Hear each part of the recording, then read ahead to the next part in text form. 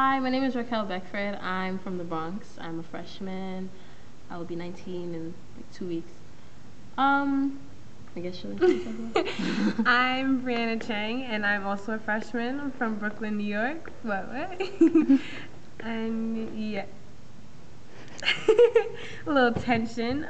But I think that in both areas, like from the Bronx and from Brooklyn, there's both a lot of respect in the hip hop culture, and I have so much respect for it. I listen to it. I analyze it. I think some of my favorite hip hop artists are like Nas and Jay-Z, of course, and what other? The mainstreams. Mainstream. Sorry, that's all I really know. Nas. Did you say Nas? Yeah. Yeah. I can't think of them right now.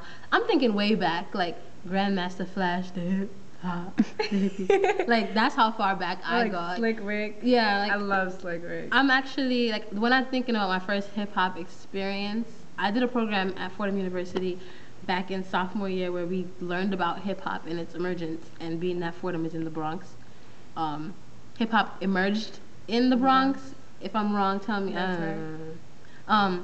And I learned a lot about its origins, where it started, how it started, and it's amazing that you could take a bad situation or like something that's troubled you and turn it into something so positive just using like the wall or like buckets or what is it? Like they used light poles to plug in their music back then because they didn't have like electricity, like things like that, just so that they could express how they felt, and I found that so powerful.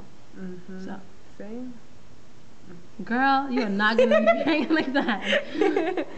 No, I was reading this book about it as well, and it was talking about how it was this negative, like they were destroying a lot of the Bronx, and the people there, they were using rap, hip hop as a creative outlet. Oh, I think this was like during like Reagan's presidency. I'm not sure. Well, I think around Reagan's presidency, like I think it was around the time, I forgot what it was called.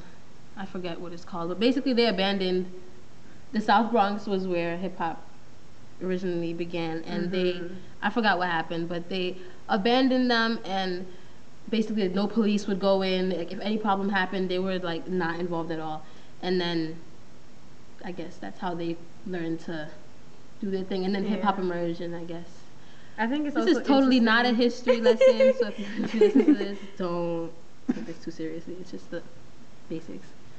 I think it's interesting how hip hop has changed over time. Because right now we're talking about how it started and how it was such a positive movement. But then today, I don't see any positivity. What's that word you always use? It's misogyny? It's misogynistic. Is that right? Yeah, that's the word. It is. And it's degrading in every way now. It's hard for me to appreciate it nowadays. So that's why I listen to like Slick Rick and like Nas, like old music from back then. Because it's changed so much. Definitely. I guess because, I mean, as much as I'd like to say I respect her, I guess, I really don't. But, like, you know how Nicki Minaj, like, claims that she, like, brought it back because she's, like, the big female hip-hop, whatever, doing her thing.